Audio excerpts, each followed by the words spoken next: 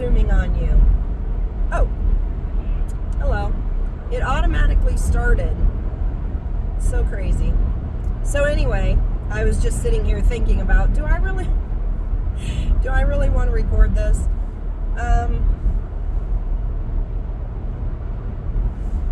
I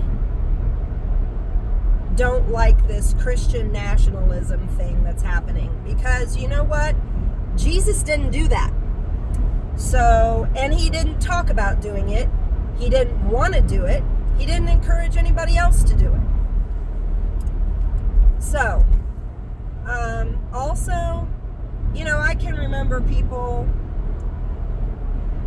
certain family members talking about Christianity being persecuted in this country.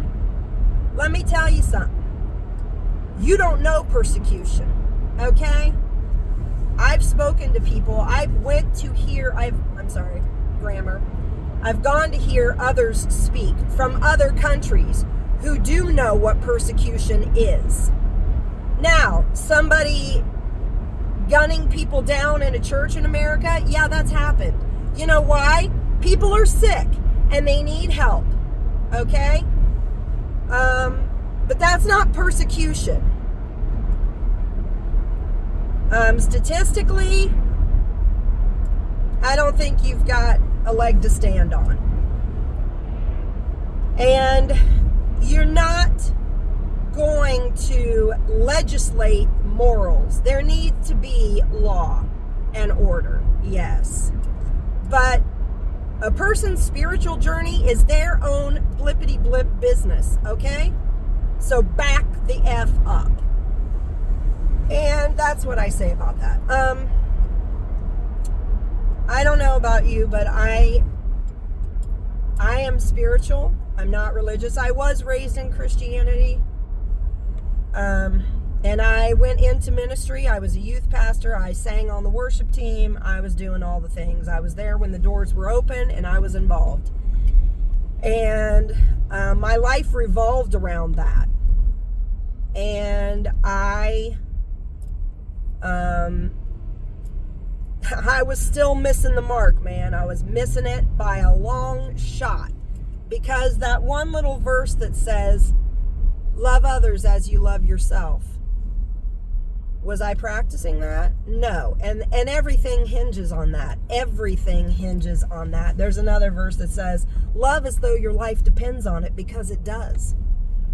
Love is the most powerful force. And it doesn't force anything, see? And that's why Christianity needs to stay in its lane. Especially Western Christianity. You know, you guys think you've got all the answers, and everybody who's left church will tell you you don't. And that's why they left. Because they were on their own spiritual journey, searching for the answers they needed. And you, brothers and sisters, didn't have it. That doesn't mean you're all wrong, okay? But everybody's on a different place in their journey. You got to let that be. You know, back the F up with yourselves. Now look, I'm a bossy big sister, okay? So I know about the bossiness. But this, taking it to the nation and trying to make everybody be like you're going to fix everything. Please, honey, you can't fix what's in your own building. Stop it. I say look to yourselves. Stop making excuses for the crap that happens, the abuse that happens in your own congregations. And you start doing that, holding people accountable. No, you don't get to hide behind, touch not God's anointed. No. Right is right and wrong is wrong. So, you know, start getting real. Start getting real and dealing with your own shit. So that, number one, you show yourselves to be trustworthy and wise people that are worth listening to, because you've lost credibility. And this whole move to make America a Christian nation, it's primarily Christian anyway. What's your big deal? You know? You got tax exempt status. What's your problem? You guys are jacked up. Especially because you don't look inside. You don't look inside, and that's where it all begins. If you don't have anything to give, you're going to be losing people, okay? You're going to be losing my attention. Don't be talking to me about how I need to live when I can look at you and see what's happening in your life and see how you're living. Watch your lack of character playing out in everyday life. I'm going to be stepping back from you and going, no, I know you mean well, but that's not enough, okay? That's not enough. You need to grow up. And I think that's a message for everybody on the planet. You know, the times we are living in are calling us to grow up. Get real. Stop trying to dodge it. Whatever it is you're trying to dodge, stop it. Your soul is here on a mission. Your soul is here to learn certain lessons. Figure it out. Sit your butt down and figure it out. Find out what it is. Why am I here? What am I supposed to be learning right now? Okay, well, let me tell you something. Probably the thing you're dodging with all your might is the thing you need to face, and that's your lesson. Finding out that you do have the power. You do have the tenacity and the courage to do it. Yes, you do. You're not going to know until you do it. It's like working out in the gym. You don't know you can lift 250 pounds with your legs until you do it. And then you're like, oh my gosh, I'm really strong. And you might have to work up to it. Might take you a few months. Well, put in a few months and see what you can do. It's the same with life stuff. Anyway, I'm on my own spiritual journey, and it's weird and it's wild, and I'm not trying to make anybody be where I am, because I'm like, where am I? I know I'm not lost, but I've never been here before.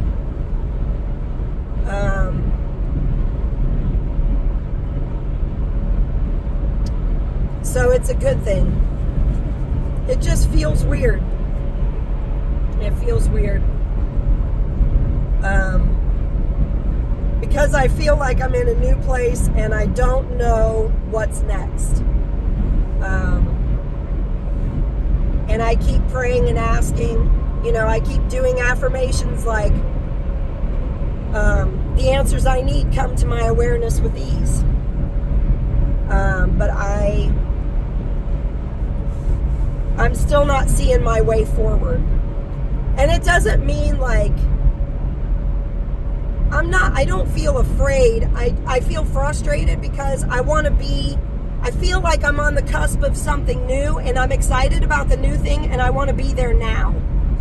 Like, I don't want to wait. I want to do it now. And it isn't happening right now. So, sorry, I just had to turn up it's 11 degrees outside. I just turned on the cold air in my vehicle because I'm having a hot flash. My glamorous life. And my voice is, I've been fighting a virus. I got over it. Like, I was sick for a week. I'm doing better this week, but something else has been trying to creep in on me. So I've been fighting that off. And yeah, my voice has been sometimes available and sometimes not. So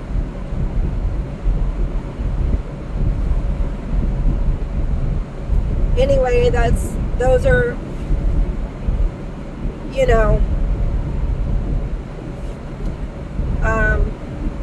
people have a right to walk out their own journey, their own way.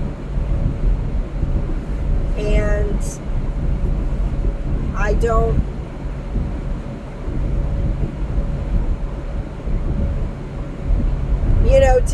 to say say, well, people need to return to God. That's why things are so messed up. People need to return to God. Well, how judgmental of you. I don't need to return to God. God is in me and with me all the time. God is in you and with you all the time, whether you know it or believe it or not. Whoop-de-doo. You know, the people who act like they have all the answers, and all of their answers are little band-aids, that's not going to work.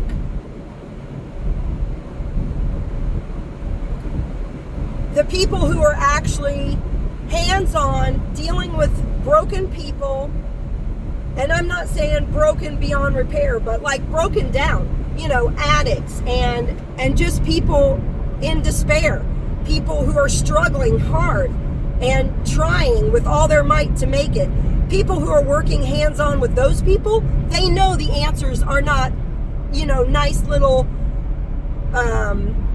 Band-Aid answers that you can slap on. There, you're fixed. You returned to God, now you're all fixed. What? No. There are a lot of things that cannot be fixed by an altar call or a prayer. Prayer is powerful. Do not misunderstand me. Prayer is powerful. I know. I use it. And I see things happen. Okay? So don't even be preaching to me, because you'll be preaching to the choir. And, you know, I'm not here for it. I've had all the preaching I can take.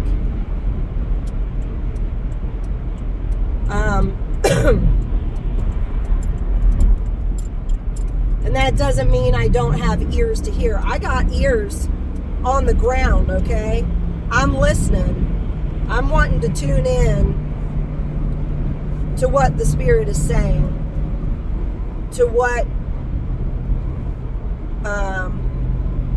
nature can teach me. Because, you know, the Creator put so much intelligence and life, its own life. The Creator put its own life and intelligence into everything. So.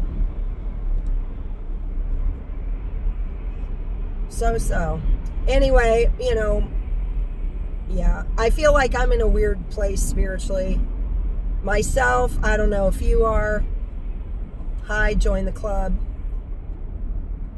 I don't feel like, oh my gosh, I'm lost. Oh no, what do I do? It's like I said, I'm just frustrated because I'm impatient. And I have been anticipating something new for a while. And I am conditioned to American living, which means I am conditioned to instant gratification, you know? Oh, you know, like the thing of like, I'm hungry, I'm going to go to McDonald's. Boom, I'm not hungry anymore. You know, oh, I just thought of that old TV show I used to watch, and it's so funny, and I want to watch it again. Google it, and boom, there it is. You can watch it. You know? You have a question? Google it. The answer may or may not be right, but, you know, we do have instant everything. But I feel like our spiritual journeys are not like that, you know. It's not about instant. It's about developing character. It's about stick with it. Because I was just thinking about how I am, that, you know, like I'll be thinking I want to get from here to there, here being Ohio, there being Colorado. I'm talking metaphorically. So, and I want to get there as fast as possible. So what would be the fastest thing? To take a plane, you know, to cover that distance as quickly as possible, a plane. But spiritually, on your spiritual journey, the universe, more often than not, is not going to let you get on a plane. I mean, sometimes that happens. Sometimes God lets you, you know, hop on a plane and get from point A to point B. quickly, but I feel like more often than not, you know, we are meant to walk it out and experience all of it, all of the journey, experience every step, and to pick up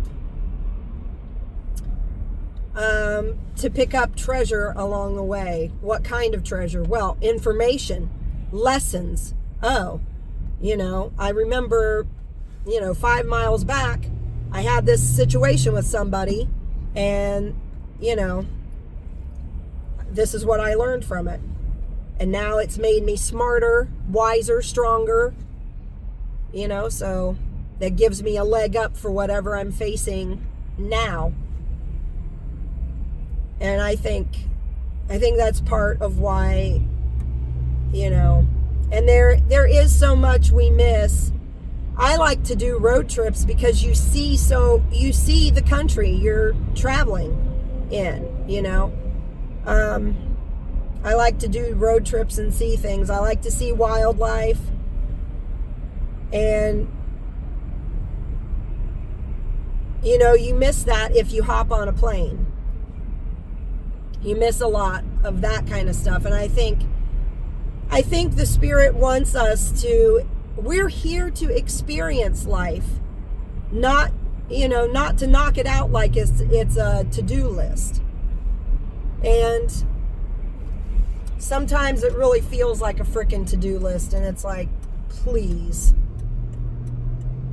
I'm just so tired of it, Exhausting and very little